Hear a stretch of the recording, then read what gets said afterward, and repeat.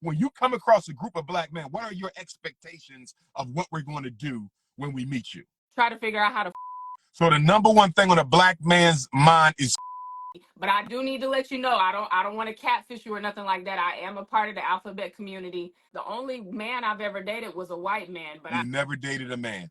Would you ever no. I've actually never dated a woman. The only relationship I've been in is with a man, but I identify as like queer, bisexual, like Oh, so gay, you've never whatever. been in a relationship with a woman? Students, I think you should have a black queer person in the spaces teaching, because the black community, I think we overlook a lot of the queer um things that black queers have done.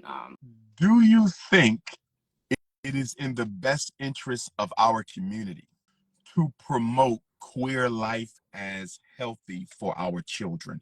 Do you think that is in the best interest of the future of African people? Where my Delaware sisters at? Where the sisters in Delaware at? Since I'm gonna be living there soon, where my Delaware sisters at? Where the Delaware sisters at? Tapping. Low key Lisa, is that down low? I don't know what's going on here today. How we doing?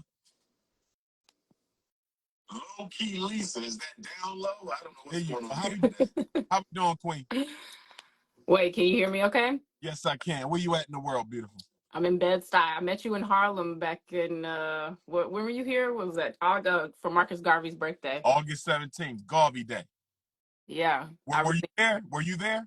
I was there. I came back. My friends and I were so excited. We took I want to ask a question. Okay? You still with me? I'm with you. Okay, here's my question. I have been accused by the leader of the Garvey movement, the current leader of the organization that the most honorable Marcus Garvey created. He spoke after me, if you can remember. Remember there was someone who spoke, right? A lot of speakers, yeah, I remember. Right, but remember, I was second to last. He was the last. Now, as you know, I'm very popular in New York. I sold out I sold out that ballroom. So the most popular person normally closes the events. Is that correct in your experience? Yeah, we thought you were the headliner. That's why we came. Exactly. I was the headliner, but due to reasons of ego, he wanted to be the closer. And so I agreed to let him close. He accused me of walking out after my speech on Garvey Day in Harlem. He accused me of walking out and taking all of the attendees with me. Now, here's my question to you, because I'm going to tell you what I remember happened, and you tell me if it was the same way from your perspective. Okay. From what I remember, after I spoke, as soon as I finished, 80% of the audience got up and walked out before I even left the podium. So I did not lead the people out and left him with very few people to talk to. The people bought their ticket to hear Dr. Umar, and after they heard Dr. Umar at the Garvey celebration, they left. But I'm being accused of leading them out before the program was over. Can you please tell me what you remember happening at the end of my speech? I'm trying to pull up my little archive here. I took so many images that night in video. But yeah, it definitely, we came to see you. You're somebody that's on my bucket list with like Angela Davis and, Cornel West. I just wanted to see you. So we came for you. We didn't have a lot of money for the tickets. We spoke to Sister Ya. She was very helpful, helping us get there and everything. So my buddy and I went. We honestly could not afford to get up to Harlem from Bed-Stuy. I'm disabled. I got a bad injury, but we made it up there. So we literally came for you. Um, it did seem a little awkward when someone spoke after you. That's absolutely accurate and true, because once again, you were the headliner. We spoke to people at our table about the people that were sitting at our table. They mentioned how they had been coming, doing it the last 2 or 3 years or so, but a lot of young people were there because Dr. Umar was on the bill. was on the so Right. that's And why we went. I finished. Did you notice the people? A lot of people left, and did I play any role in them leaving? Did I tell people to leave? Did I lead them out, or did they leave immediately when I was done? I feel a lot of people stayed. I stayed pretty much to the end of the event. I mean, I don't remember a mass of people walking out, but I remember you leaving, and I remember wanting to know where you went so that I could try to go get a picture. And I remember thinking that you did leave, and somebody that was at my table told me, "Oh, he's in the back room with the books. He's got his books back there. He's signing Right. the I books." went right into the next adjacent room to sign the So books. yeah, it looked like you left, but you actually weren't even gone. It was very low key. Like I said, I thought you were gone. Somebody had to come and tell me, no, he's in the back with his books and stuff. So yeah, I mean, this is news to me. I actually exchanged contact information with people that I met there that night. We keep in touch. It was a really special moment for me. Honestly, it was very emotional. I was very moved. I be joking. I'm a comedian. I do stand up. I be saying I'm a escaped slave from South Carolina. So that really liberated me. But I do need to let you know I don't want to catfish you or nothing like that. I am a part of the alphabet community. I So I understand. want to put that out there and lead with Uh, that, lead with truth and light. But no I be problem. making jokes in my stand up. I'm trying to Back with leave love. the We're gonna get you back with love. Watch. I promise you we're gonna get you back with love. I promise you. Because see the way I see it, my sister, and thank you for answering about that Garvey Day celebration, because as I said, the leader of the organization that was once ran by the Honorable Marcus Garvey, he accused me of sabotaging his speech.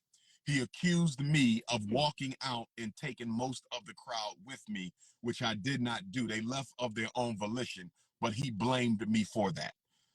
And this isn't the first time I got blamed for taking the crowd with me.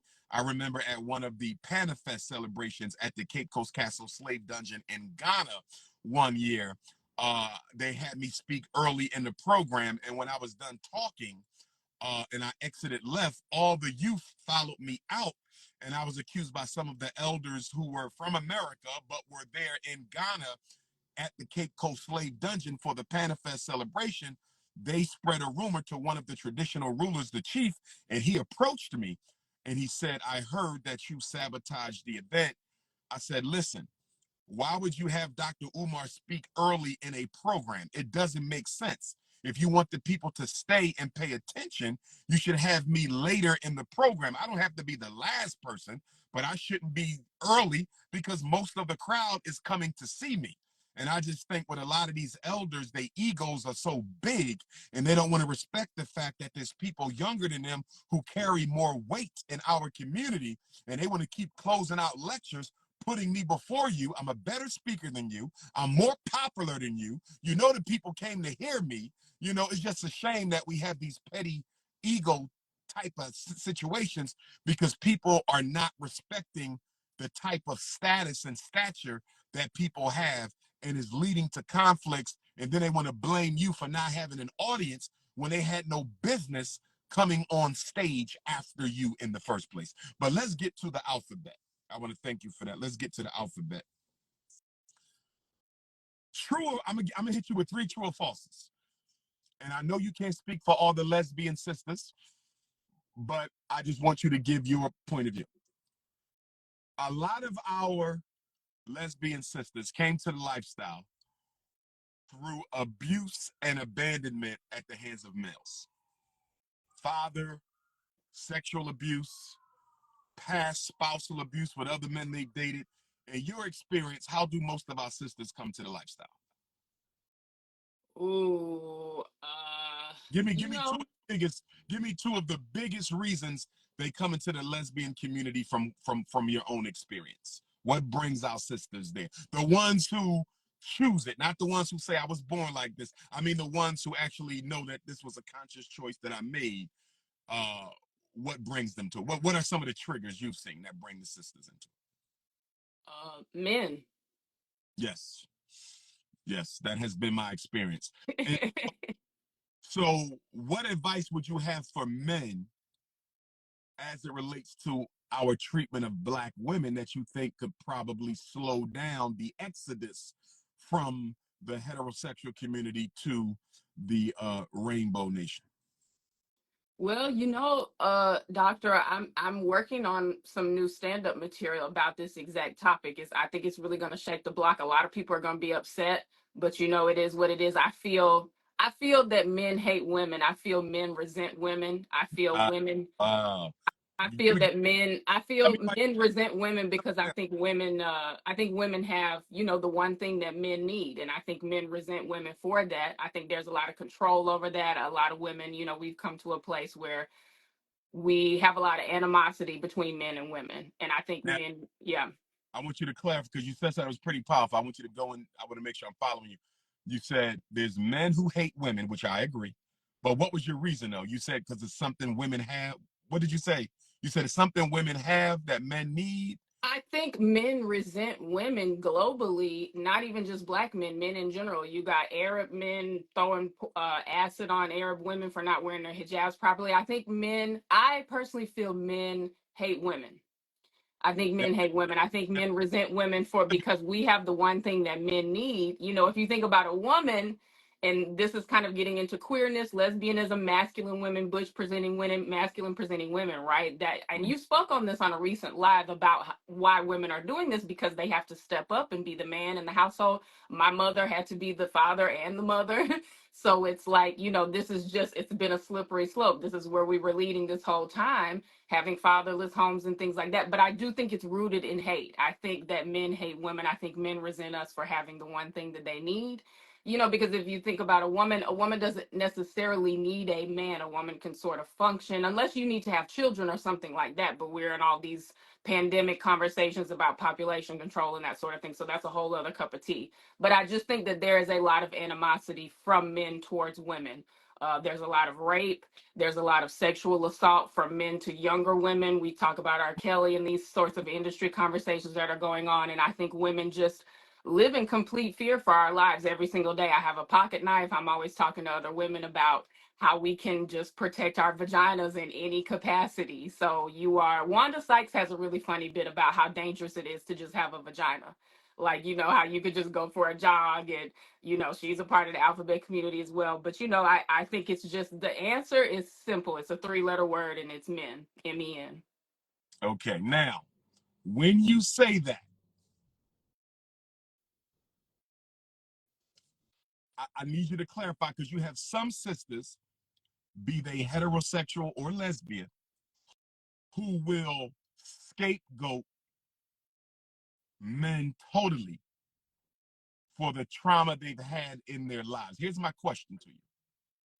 Do you think women can go so far in their criticism or accountability towards black men that you almost breed a hatred from black women towards black men who have not even been traumatized? In other words, how much is awareness? How much of it is holding black men accountable? And where is the fine line between I'm holding my brothers accountable to I'm completely condemning the existence of the black male species? Help me out. Where do we draw the line between accountability, responsibility for what black men have done versus black women who are on an all-out assault who want to destroy the image of black masculinity in our community? Where can we draw the line? Okay, this is a very deep question. I mean, I kind of need you to break it down for me in parts a little bit. It feels like that's a big, big question. Let me just Um, another way. Do you hate men? no, I love men. Okay. Do you know women who hate men? Maybe Okay. I I want feel you to think about the women you think might hate men. How do you differ as a woman who doesn't hate men, but who is lesbian? How do you differ from a sister who is lesbian and hates men? What is qualitatively different in terms of personality and outlook between you and a sister who actually hates men? well, I mean, that's a tricky question. I'm very different from And a men lot are of the people. problem. When you first said men are the problem, No, I didn't say men my are the initial problem. That's not what reaction I was, said. is That's she's not what one I of said. the anti-black masculinity advocates. That Right. was my first reaction. But when you said you love men, I said, okay, she can't be a black anti-masculinity advocate because she says she loves men. So how do you differ from sisters who do hate men? In other words, I'm different because I don't do this, or I'm different because I do this. What would set you apart from them in terms of your outlook towards black men? In other words, how do we know you don't hate black men? I lead with love. I think we have to figure out how to get back to love. And if the man is supposed to be the leader, the man has to lead with love. And I think men don't lead with love. They lead with rape. They lead with assault. Usually, they lead with Yo, why violence. Men, you say rape? men are That's very. kind of heavy when you say black men lead with rape, because that makes it look like, I didn't say black men. I said men. okay, but let's stick to the race though. Let's keep it to us. Let's stick to the race. How would you say black men are leading? How would I say black men are leading? Are leading in our relationships with women? How you say like men will lead with rape? How do you feel black men are leading? We're leading, we're engaging women on what level, with what energy? How are we presenting? When you come across a group of black men, what are your expectations of what we're going to do when we meet you? Try to figure out how to fuck. So the number one thing on a black man's mind is coochie. Yes. What, but we got to get the consciousness over the coochie. This is We what you got to get the teach. consciousness over the coochie. We must get Right. the consciousness over the coochie. Now, let me ask you this. How do we get the consciousness over the coochie when so many black women are leading with sex too? Mm-hmm. Yeah. You, like black women are the most sexually objectified group, and they also objectify themselves the most. No other woman in America Yes. sexually objectifies herself I as much agree. as a black woman. So my question to you, Queen, and I'm loving this conversation, I appreciate you for being here. My question for you is,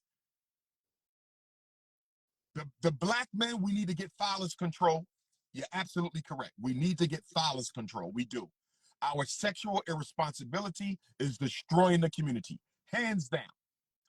But what about the sisters' sexual objectification of themselves? What would your message be to them? And why do you think black women lead with sex so much? All of our singers, all of our dancers, all of our rappers, sisters, the way women dress, black women are leading with sex. So is it a contradiction to say the brothers are looking for coochie and the sisters are dressing for their coochie to be seen?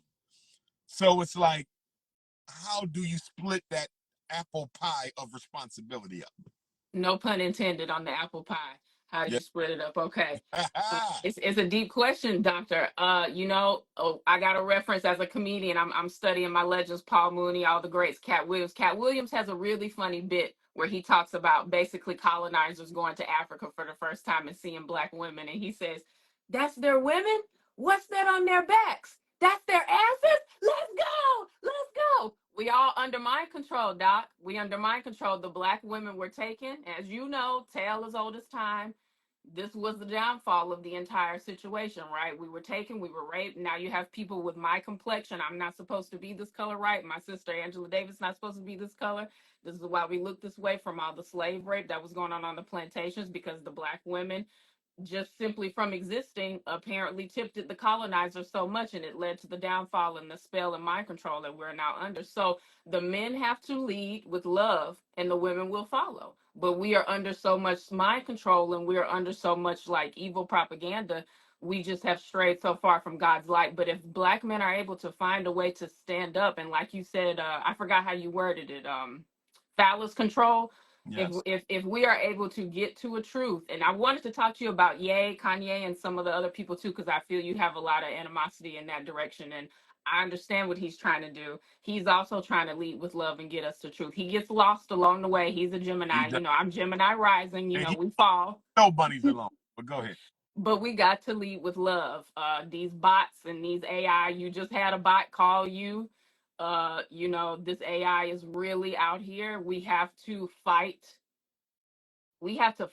with love. You know what I'm saying? We got to, because they're training the bots to fight, and they come in with the hate. They just want to get you to engage. We have to start leading with love. As soon as the black men step up and lead with love and not lust, the black women will follow, I feel. But I also am not versed to speak on this because I don't date men. I mean, the only relationship I've been in is with Have a you ever, man. and what age did you stop? Listen, Umar, you gonna end this live on me, Doc. The only man I've ever dated was a white man, but that was when I was asleep. I was in my get out era. God woke me up. I got out. I'm halfway there. I got one leg in the elemental P What brought community. you into lesbianism then?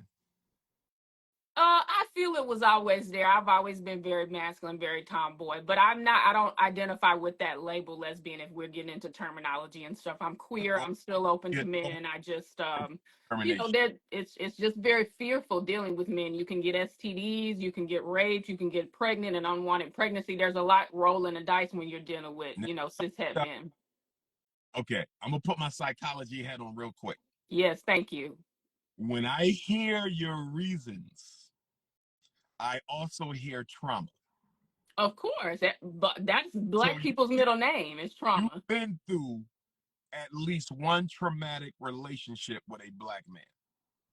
I've never dated a black man. No, no, it may have not been romance. It could have been biological father. But Yeah, you my mother says this. My father passed away when I was 12. My mom says that I have trauma about attached to that. and so Uh, who was your father figure from 12 into adulthood? Did you have one? Other men in my family felt close family friends, friends of his. My father was sort of like you. He was a community organizer and activist. Up, he was from Brooklyn, and there's a big mural up of him in Connecticut where he's buried in Stamford, where I was born. But yeah, there were men around. But you're not wrong. I'm agreeing with you. There has to be that figure in the home, present physically there. Because I must have at some point, started to gravitate toward masculinity, playing more with the boys, roughhousing and stuff like that. And, that just sort of adapted within my personality. But it was also what I was observing as well, right? Having been in a single parent home, my mother fixing everything, providing, So it's you're not wrong. I mean, I love the psychological aspect of it. I love when you say psychologically black. I'm speaking in Dr. Umar. I want to get a Dr. Umar dictionary going for the young generation. Got you, got you. I appreciate you, Mama. One last question for you, because you said something early that sparked my thinking.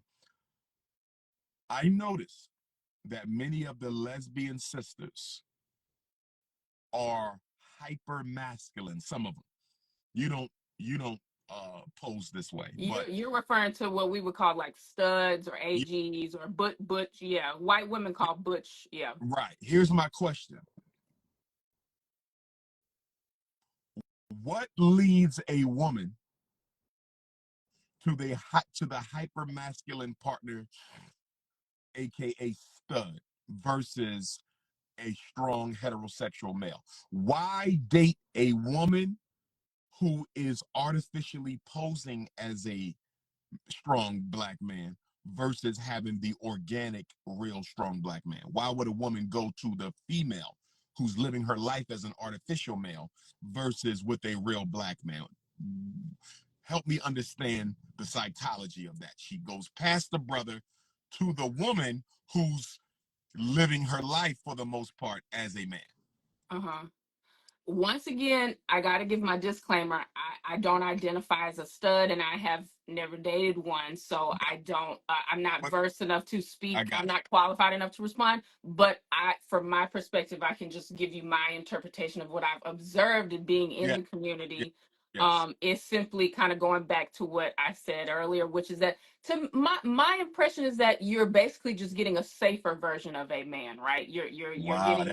You're getting a much a version of a man that you can have a better chance of trusting. You have a lesser chance of that stud abusing your children. Usually when there's a man present in the home that it's not his kids, there's a high level of like an abuse, a sexual abuse situation that's like very prominent and rampant in black communities and just communities worldwide. I mean, the Trump supporters talk about sex trafficking and all this stuff, how the United States government's involved in that. Like, it's very deep. It's a very deep rabbit hole. And once again, I don't identify as a stud. I don't identify as I've masculine. actually said that. I did a live before Okay.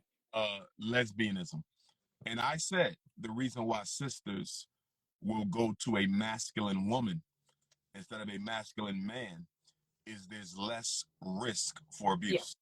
That's how I would interpret that situation. I mean, I'm thinking as a queer woman, if I'm passing a man to seek out a masculine presenting woman, it's probably because I'm going to feel a bit more security there. I'm going to feel a bit safer. There's less risk of my children being sexually assaulted or abused. There's less risk of another woman entering the space because, as we know, men struggle with the fallacy. So But there's a conversation of other women being involved. You know, you're going to have a little bit more chance of is it monogamy or just trust. I think it's probably the word I'm looking for. It's like I think there's a little bit more trust there. But once again, I want to give a disclaimer. I hope I'm yes, not yes, offending any studs or black queer people that are yes. watching. I really am not.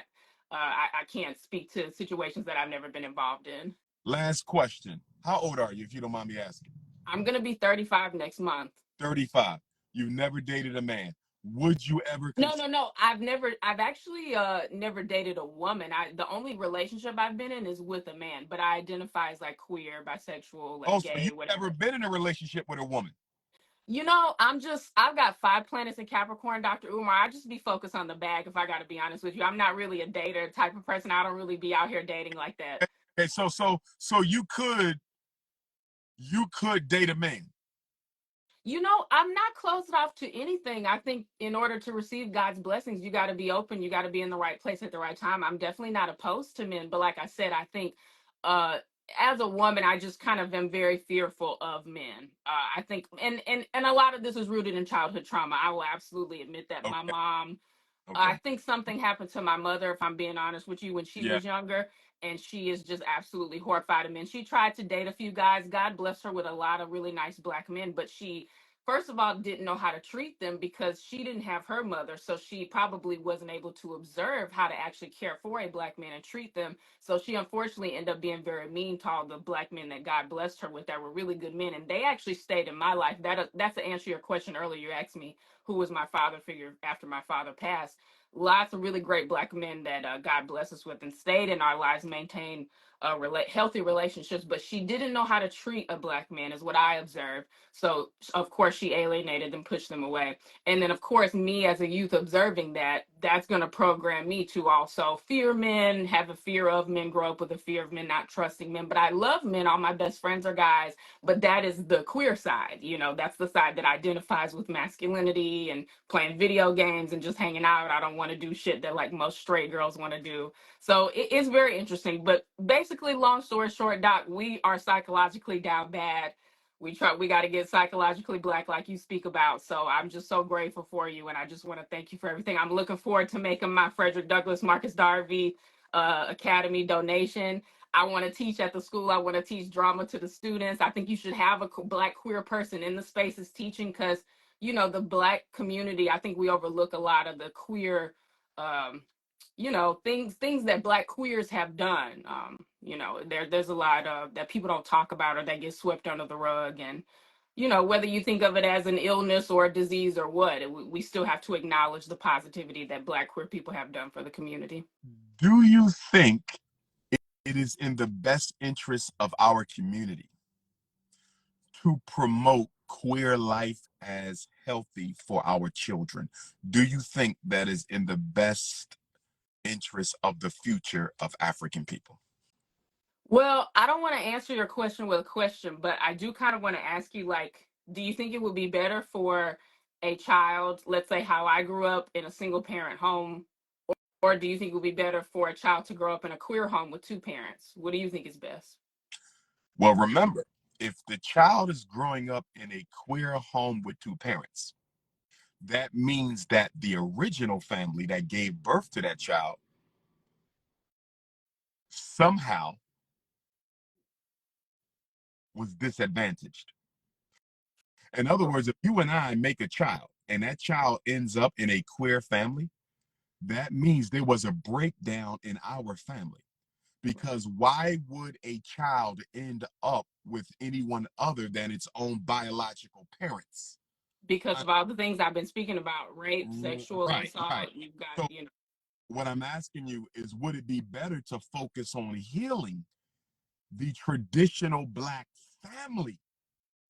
Should that be the focus as opposed to looking to the queer family as a band-aid to raise our children?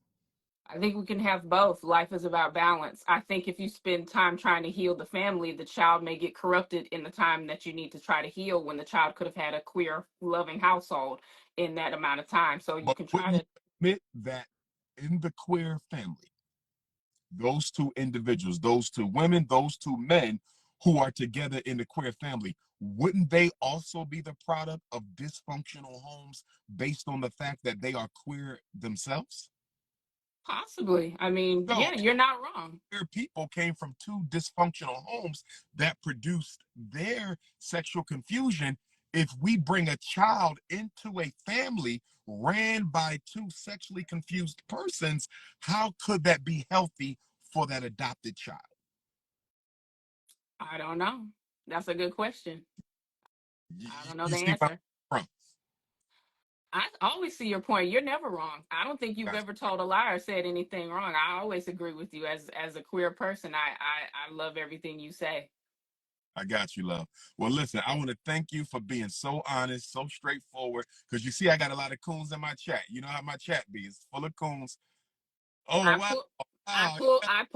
I pulled up the exact moment. Here's your follower, right? Right, right, right, You're headlining here, right? And right. by the way, I want to say, you guys, we made such an effort to get up there. Dr. Umar is one of the most incredible speakers I've ever seen in my entire life. Oh, I was really blown away. I mean, it was very spiritual. You were preaching. thank you so much. Doc was preaching. So Doc ends, and yeah, this guy follows.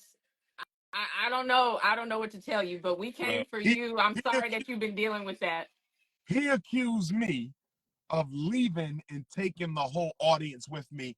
As God is my witness, I did no such thing. I didn't even leave the building. I went into the room right next to that room to sign books and take pictures. I was one of the last people out the event that night.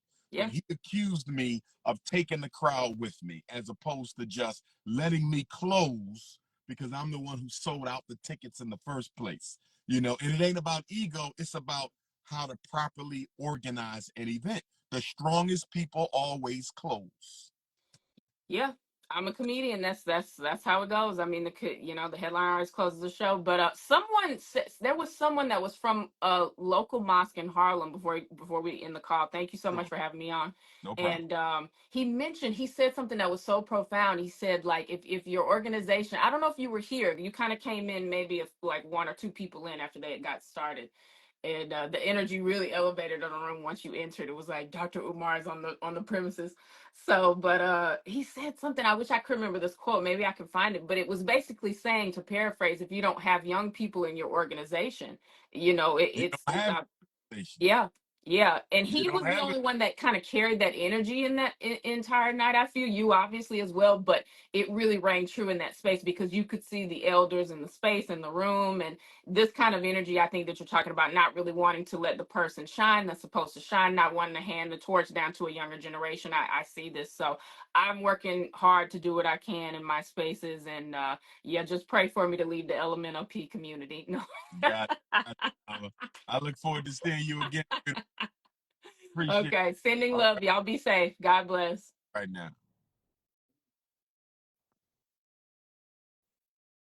That was a good sister, good sister, good sister. All right, who tapping in next? Great conversation again. Thank you, Queen. Who tapping in next? Who tapping in next?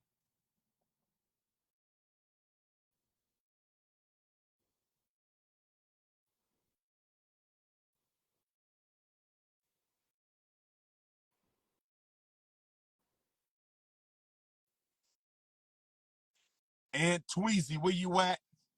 And Tweezy going twice. And Tweezy going three times. Where you at, and Tweezy? Get on the camera. I need to see you. There you Hey, go. Dr. Umar, How how are you you? wipe your screen off a little bit? You slightly blurry. Wipe your So what what happened was I dropped my phone, so my okay. front camera is not Really, working. you know, So that beautiful smile. Where you at in the world, beautiful? I'm in Texas. What part? Yeah, San Antonio area. You know what? I almost went to San Antonio. Let me tell you what happened. My brother Hmm. Chris in San Antonio, he found a place for me to speak, but he never got back to me because I was supposed to go there for Kwanzaa. It's not out the Hmm. question. If he gets me in time, it's not out Hmm. the question. But San Antonio, but I might have to give San Antonio up for Jackson, Mississippi, because he didn't hit me back yet. But I've only been to San Antonio one time to speak at there's an independent African school in San Antonio. Do you know what I'm talking about? It's like the longest continuously running independent African school in the country. I don't know if you heard of them. I forget the name. Maybe not. It's not coming to my remembrance right now. But that was about 10 years ago. So I've only been to San Ann once. I need to come back. But what's on your mind today? Are you a model? What do you do? Because you have a very hot caramel, look. What do you do for a living, Queen? What you into? I actually work in mental health. I do therapy work. You doing health? Yeah, I do. I work as a therapist, mental health therapist. Yeah. So I studied Okay. social work and then went into that, and then I do music. So I What kind? sing. It's developing. I started off with some like roots reggae style, and then now it's gone into like more pop, but like elements of reggae, like just a lot of different genres combined. I'm actually really excited about it because it's something that I just kind of put together in the studio, like over the pandemic and all that. So yeah. How far are you from Fort Worth, if you had to drive? Probably about 4 hours. Well, that's a nice little lift. I think I'm worth the drive, but that's still a nice little lift. Oh yeah, you're worth. I'm in Fort Worth on I've driven to Houston. yeah. I'm in Fort Worth on the 27th for Kwanzaa, Wednesday. Yeah, yeah. But I want you to keep in mind that the FDMG Festival, we do it every year, and we'll be doing it again this coming year. You might want to come on up, fly to Philadelphia, and drive to Wilmington. It's 20 minutes from the Philly airport. And you might want to think about performing at the school at our festival. Are you stage shy? That would be awesome. Are you stage shy? Am I what? Are you shy of the stage? Are you? Oh no, I'm not stage shy. Okay, No. so get up there and do your thing. Okay. Yeah. I want you to think about possibly performing at our festival. I want you to think, and I want you to send me some clips of your music. You got a YouTube? That's all in the works right now. It's all developing. My music's done, but yeah, we'll have that stuff done. Do you have any clips on your phone? I do. I do have some audio recordings. Take my cell number. I want you to send me a clip. Okay. Let me know when you're ready. I have your number. I watch your videos. Let me tell you, when I wake up in the morning, I'm listening to the things that you're talking about. When I'm driving, when I'm doing different things, it's very encouraging. I love the way that you're promoting Black love, that you're calling out a lot of different things. And I've seen you before too. I went to Houston. I seen you one time in Houston. I seen you one time in Austin. I brought my friends. Wow. Okay. Yeah, well, it was in the park. I forget which park it was, but it was really, really nice. Yeah, I remember Austin Park. Yeah, that was the last time I was there, about 2-3 years ago. Yeah. Okay, I appreciate that. I didn't know that. I didn't, because when you said San Antonio, I'm thinking to myself, live, because I'm like, I only been here one time. You know what I mean? But you've been okay, powerful. Yeah. Listen, beautiful. I'm not gonna hold you, but send me a clip because I want to see how you perform. And I want you to think about the festival. It's normally in September. So just remember to reach out to me if you're interested. I say around July, August, you know what I'm saying? But we always looking for new talent to showcase at the festival. I'm sure the music is positive and uplifting. You know what I mean? Yes, and it is. Let it happen. It needs to be positive and uplifting. That is very, since when I was a little girl, I would be looking at music videos. I'm going to use Jay-Z, Big Pimpin' for instance, like that example. And I'd be like, oh yeah, those girls, huh? And I remember my daddy coming in and being like, hey, this is what this is about, and that's what that is about. And not to judge or put anybody down, but there was a consciousness in my home about certain things. So I'm looking at music now, and that's been a big, big, big part in my heart when I'm looking at it. Yeah, we can talk about these female artists for sure, but this has been happening for a while. Yes. I think there's an accountability across the board. I think the pointing fingers at each other. I agree. We really, it breaks my heart for real. Because I've always loved our community. And I think we need to really come together and like look at what's happening. Like, hey, this is not about us. We need to come. Willie Lynch, let's let this go. Because we don't want that. We want to break these chains. So that's powerful. That's powerful. Well, let's talk again real soon, my queen. Alrighty, take care. All right, bye.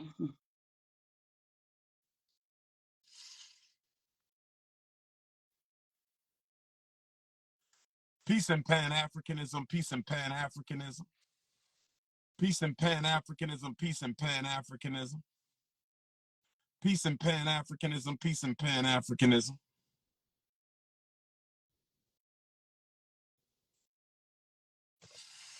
That was a beautiful sister right there. Both of them sisters was beautiful. Whether you want the butter almond or you want the rich caramel, you want the smooth butter almond or you want the warm caramel. Peace and love, my beautiful African queen. How are you? Hi, Dr. Umar. I'm doing good. How are you?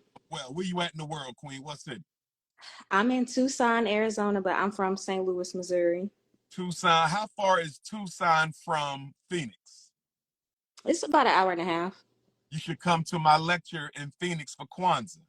I'm going to be at the Grassroots Bookstore on Thursday, December the 28th. I would love to come. Our children welcome. Yeah, I have of course. a 2-year-old and a 4-month-old. Bring them and let them run all around the bookstore. Bring them. Okay, I would love that. I would love Now, that. tell me, I've never been to Tucson, so tell me about Tucson and how life is there for Black folks. Like, what's going on in Tucson for Black folks? Not much. I was in the military. I got out when I had my kids, so that's how I ended up in Tucson. But it's very, I would say, comprised of Hispanics and whites. Okay. So yeah, but I will say though, the Black community, when you do see other Black people, they speak, they're very friendly, they'll stop and they'll talk to you. We have like groups on Facebook.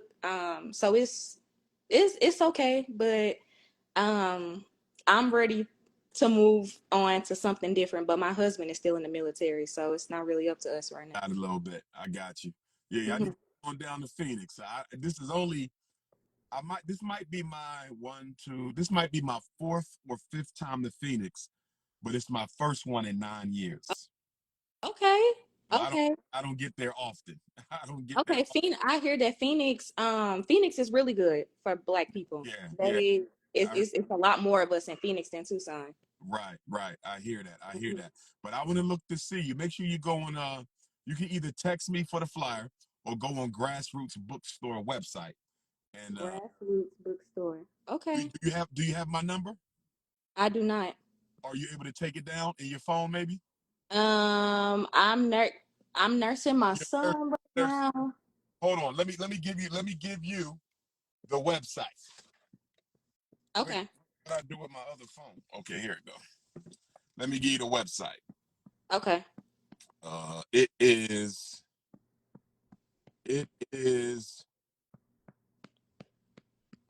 damn, Grassroots Bookstore. Hold on. I thought I had it in my phone. Grassrootsbookstore.com.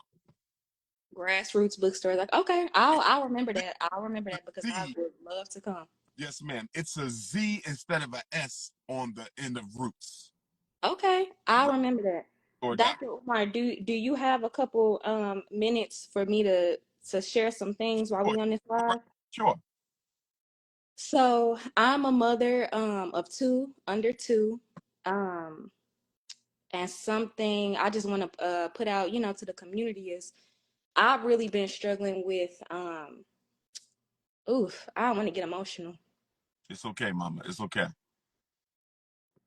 It's okay.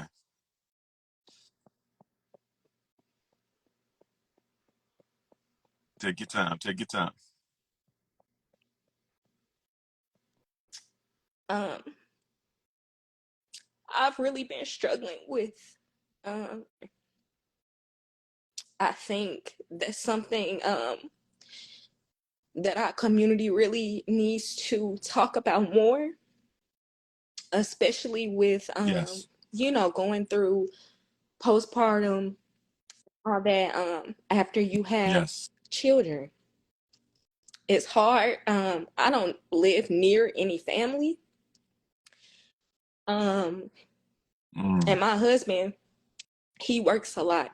He's a great father, he's a great husband, Yeah. but he works a lot. Mm-hmm.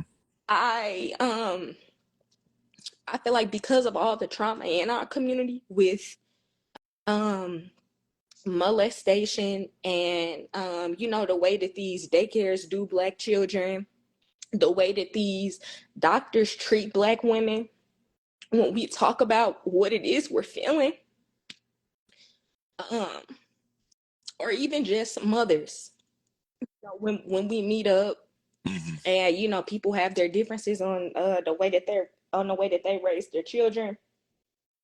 um we Yes. just we really need to, I feel like that's a huge way to heal our community, is getting back involved in the village aspect after having our children.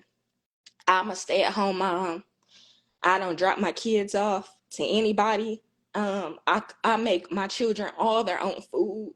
I don't sit my children in front of the television. I go outside with them. I take them to the library. So I feel like I'm doing a very good job. However, when you don't have that support, um, it's just hard. It's hard. It's very hard. No.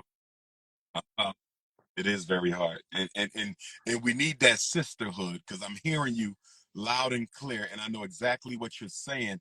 We have so Mhm. many black moms out there, married, committed, non-committed, who need to be part of that community system. And we as black people are selling ourselves short because we're giving up on that community network, which has been the foundation of our health, success, and survival as long as we have been a people. And it's what got us through the tough times here in America. We don't get through slavery without that community mindset. We don't get through Jim Crow. We don't get through civil rights without that community mindset, and we've lost it. We've lost it. The best things in life are for free. Look at that beautiful baby, the best things in life are for free. So I really want you to I will come. You come. have to come to Phoenix, my queen, because when you come, you're going to remind me. Have a note. If you're not there before I start speaking, while I'm speaking, I want you to pass me a note with just a couple sentences that says, Dr. Umar, find out who else is from Tucson here. You feel me? Because I'm sure it will be some. And we're going to link you up with some sisters in Tucson and also some sisters in Phoenix. So I need you there because that's where we're going to tie you in. So do whatever you need to do, my queen. The doors open up at 5. We're probably going to be there till 10. But I hope you get there while I'm speaking because I don't want to forget to make that announcement that and you're giving me something to think about because as I travel, I need to do a little bit more quote unquote community matchmaking. You follow me? Not romantic matchmaking, community matchmaking. Pairing the moms with the moms, the brothers with the brothers, because I do get that from a lot of people, sister. They be like, it ain't enough of us in this community. Or they might be in a city that does have a lot of Africans, but they're not Right. vibing with each other. They're not communicating with each other. They're not connecting with each other. So I'm glad you said that. I'm glad you said that because you spoke for a lot of people on this live today, male and female. So we're going to make sure we get you linked in on Thursday, December the Okay. I'll 28th. be there. I'll see you there. I'm looking forward to it. Okay, Queen, and Thank stay you. blessed and you in my prayers. God bless you. All right, Mama. God bless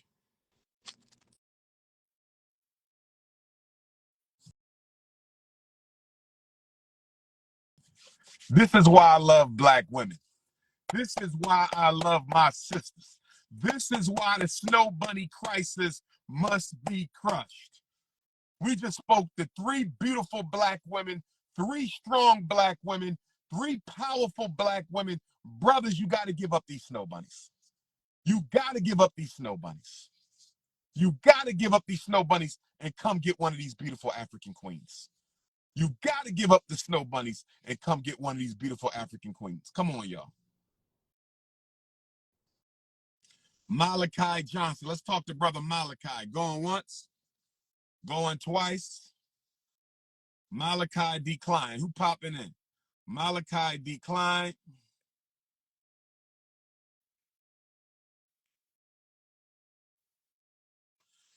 Andrena. Andrena going once. Where you at, Andrena? I don't want to look at the ceiling. I need to see you. Where you at, Andrena?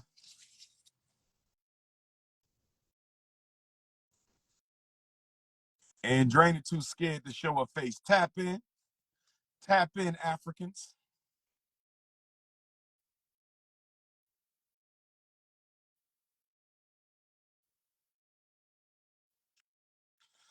Quintessential's going once. Quintessential's going twice. I get to eat in 40 minutes. Quintessential's going 3 times. I get to eat in 40 minutes. Where you at, Quintessentials? I see you, Hi. beautiful. I see that beautiful caramel skin. Oh Where my you at in the God, world, I'm my in queen? Raleigh, North Carolina. Please excuse. I don't have on I no will face. be in Raleigh September the 20th. I'm sorry. I will be in Raleigh February the 22nd. I thought it was the 222. second for the school, right? I'm gonna be speaking at one of the HBCUs Probably in St. Raleigh Aug or Shaw. on September. Yeah, it might be Shaw. I think it's Shaw, but y'all Yeah, got we got another one Shaw down and there. St. Aug. Shaw the first HBCU. Yeah. It's yeah, one of them, but that's going to be 222 Oh man, I February the can't see your 22nd. face, but whatever. It's You fine. can't see my face? Talk to me, Queen. Well, you been listening to the Well, conversation? I just watch you every day. I appreciate you. Um, I work at a financial institution. And I have been Okay. trying to push our management to like open up subprime financial literacy to help the oppressed, obviously. I've gotten all Yes. kickback. I do a lot of extra work on my own. I do tutoring during the week for our oppressed babies. And I do pretty much everything I can over and beyond. And when I do meet my people, but it's so much what I call, excuse my shaking, y'all, but it's so much that I call the Samboritas and the Sambos of the workplace. Is it's it's Mm. almost just as bad as school bullying. It's almost like adults have the same Wow. thing going on. We just maybe not have to worry about getting picked on, or people are gonna watch what they say a little bit more. But I just want to tell you that although I am a single woman making less than $35,000 a year in Raleigh, North Carolina, where rent is Mm-hmm. $1,500 for one bedroom now because of Ooh. gentrification. Our neighborhoods Okay. in the last 10 years have went from like 70, $80,000 single family homes to 1 million, 2 million, and on up.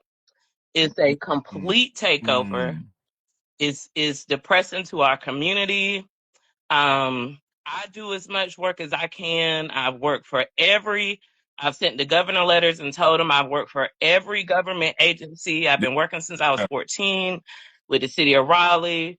I work for the state. I work for the federal government. And I've told them, like, I think it's ridiculous. Yes, I only have an associate's degree, but I think it's ridiculous that I can barely afford to Okay. live daily just on the minimum level. I don't know. I didn't think I was going to join in on this live, so I'm kind of just talking off the top of my head, but I appreciate you. It's all right. Let me ask you a question on that financial literacy. How well do I you know know it that? well enough to where I do classes for our new hires every week. Because of the institution Okay. I work with, their goal obviously is just to bring new members in. I came up with the idea of maybe Okay. if we offer to help somebody, we can bring people in. I also have a business called Flock Management where I'm trying to get off in customer service training workshops as a whole. Maybe like getting an employer to just acquire me a contract and I do customer service training.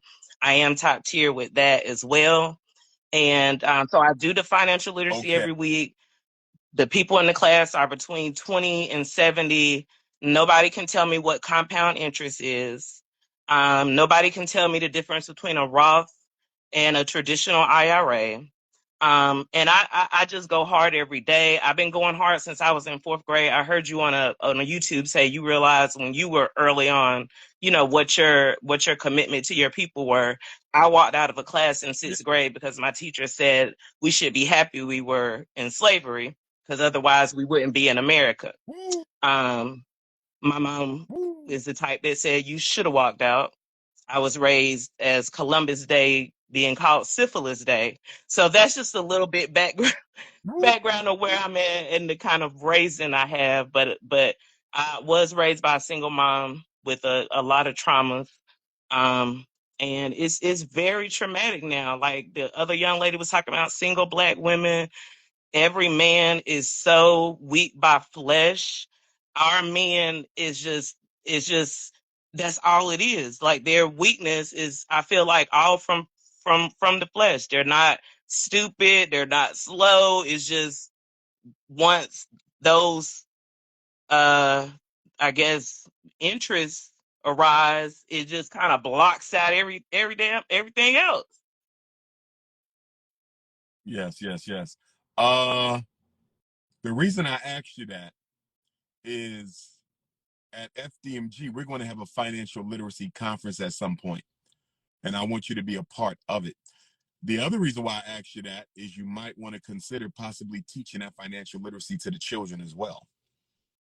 So you might want to, whether that's a full-time basis or part-time basis or, once a month basis, but we definitely going to have a serious economic science curriculum. You know what I mean? So, and you might be able to fit in there with us. So I want you to send me a resume, number one, for the school. I want you to send me a resume. And number two, I want you to text me so I have your number. So when it's time for me to plan that financial literacy conference, because that might be sooner rather than later since the school Mhm. is almost done, I want to be able to reach. Let me know you're ready. I gotta watch how I get up because I came home and got right in bed. And I Uh, wasn't ready. Excuse the ceiling. Excuse the ceiling. don't be throwing up 5'5", thick in the I know thighs it. on this I camera. was like, oh God, When he gonna just. you I didn't know what you. I was like, I'm gonna get in trouble. Okay, okay, it's all right. I'm ready. Let me know you 215 989 9858 215 989 9858. And for your resume, so that's my cell. You're going to text me your name, Raleigh, financial literacy. And for your resume, I want you to send that to FDMG resumes with an S on the end at gmail.com. Got you. Got you. Should I wait to get Okay, my because reference letters? you're Because one. I got 4 on my desk that's supposed to be signed. Should I wait or can I go ahead and go and just? Okay. Now, you don't have to Okay. wait. Go ahead and send it. You don't have to wait. Send that. That's going to be for the school. And you're going to text me too, because that's going to be for the community conference I'm going to do on financial literacy. Okay. I appreciate you a lot. I look up to you a lot. I be at work just with the video. Also, it's very it pretty much is a display. This is the last thing I'm gonna say because I don't know how long you're supposed to talk.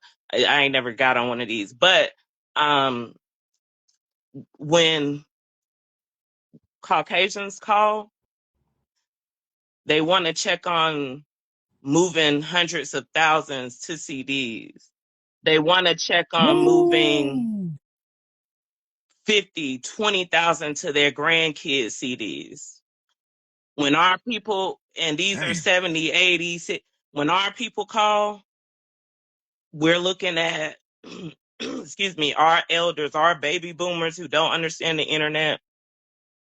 They're calling, they're saying, somebody called and needed my account number. I gave it to them. They said that they could help me reverse my mortgage.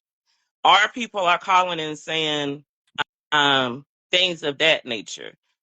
I'm talking to 80-year-old Black Wow. men that have $33 in their account and are earning $500, Social Security, $600 disability, that cannot use a computer. So it's just like that Woo! group is it's and I'm the only one that's going to walk them through, which only can imagine how frustrating and how, you have to really take your time explaining to someone that has never used a computer how they can check a balance or how to, they don't even know what a CD is. Wow. Wow. It's it's Wow. it's it's Wow. a lot. Like I talked to a gentleman, he's like, driving around at Amazon is so hurtful, seeing all these big houses, knowing we'll never get them. And I'm like, yeah, picture talking to people all day with hundreds, and it's always them. Wow. They'll have 100 in savings, 200 in checking, 200 over here, 50 over there. And it's like you're on the phone with people making Wow. $18.50 an hour. Wow. It's a lot. It's a lot. Wow. We gonna definitely don't forget the text me. We I definitely gonna appreciate rap. you. Rap your mama. Be Definitely. safe down there. Bless you. Oh, God bless you. God bless you. Wow. We got work to do. It's time to organize. We got the talent. We got the commitment. And now we got to bring the people together, brothers and sisters. We got to organize.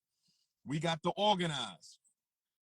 I got 30 minutes before I'm going to break my fast. I'm in Philly, so I can't go get no food from Chef Barbie today. I'm not driving all the way down to Delaware. It's rush hour. Chef Barbie, I'm not going to make it down there tonight, mama. I might make it down there tomorrow for some Chef Barbie food. But since I'm up in Philadelphia, I'm going to miss that part. I'm going to miss that part. Who tapping in? Who tapping in? King Cole. Woo.